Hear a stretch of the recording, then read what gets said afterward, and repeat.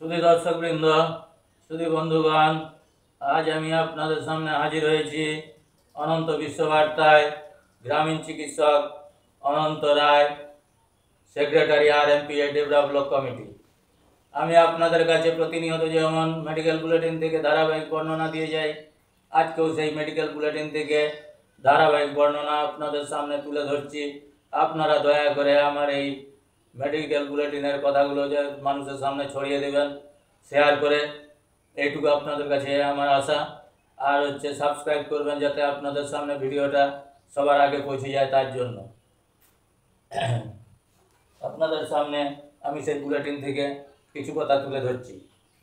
বমি হলে কি করবেন? বমি হতে দেখিনি বা নিজের কখনো হয়নি এমন মানুষ বোধহয় কেউ নেই। চলন্ত গাড়িতে বমি, খাদ্যনালীর সমস্যায় বমি, কোনো খারাপ বা বীভৎস দৃশ্য দেখে বমি, শিশুদের দুধ খাওয়ার পর বমি ইত্যাদি দৈনন্দিন ঘটনার সাথে আমরা প্রায় প্রত্যেকেই পরিচিত।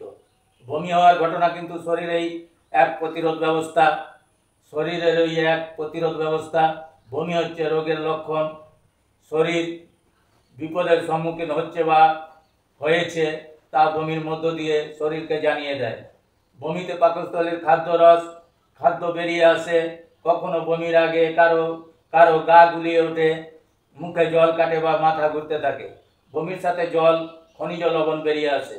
বমি সবসময় অম্ল গন্ধযুক্ত হয়, মুখের স্বাদ হয় টক টক ভাব। পাকস্থলীর খাদ্য রসের হাইড্রোক্লোরিক অ্যাসিড বমির গন্ধকে অম্ল করে তোলে। বমি বিভিন্ন কারণে হতে পারে। মস্তিষ্কের সমস্যা, মানসিক রোগ, খাদ্যনালীর সংক্রমণ, বিপাক ক্রিয়ার গোলযোগ ইত্যাদি হচ্ছে প্রধান কারণ।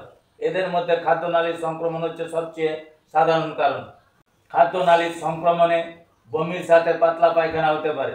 এর জন্য ওষুধের কোনো প্রয়োজন নেই, কিন্তু পাতলা পায়খানা হলে বমির সঙ্গে ডাক্তাররা অন্যান্য সেট্রন ট্যাবলেট দিয়ে দেন, আর ওই নর্ফ্লক্স, সিপ্লক্স এইসব দিয়ে থাকেন। এগুলোর কোনো প্রয়োজন নেই।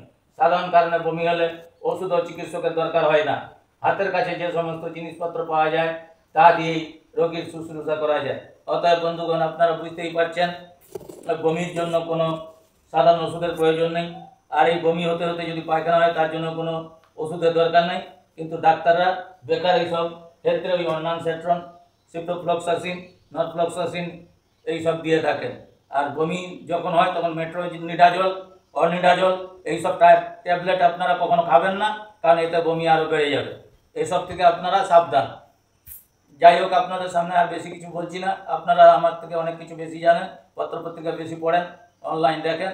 অতএব আর বেশি কিছু বলে সময় নষ্ট না করে আমি আপনাদের কাছ থেকে বিদায় নেওয়ার আগে আপনাদের একটু অনুরোধ করব যাতে এই ভিডিওটা জনসাধারণের মধ্যে পৌঁছে যায়।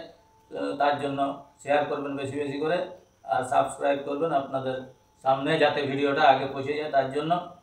আর একটু বলবো, আপনারা সবাই সাবধান থাকবেন এই ওষুধ বিষুধ সম্বন্ধে, এর থেকে একটু দূরে থাকবেন।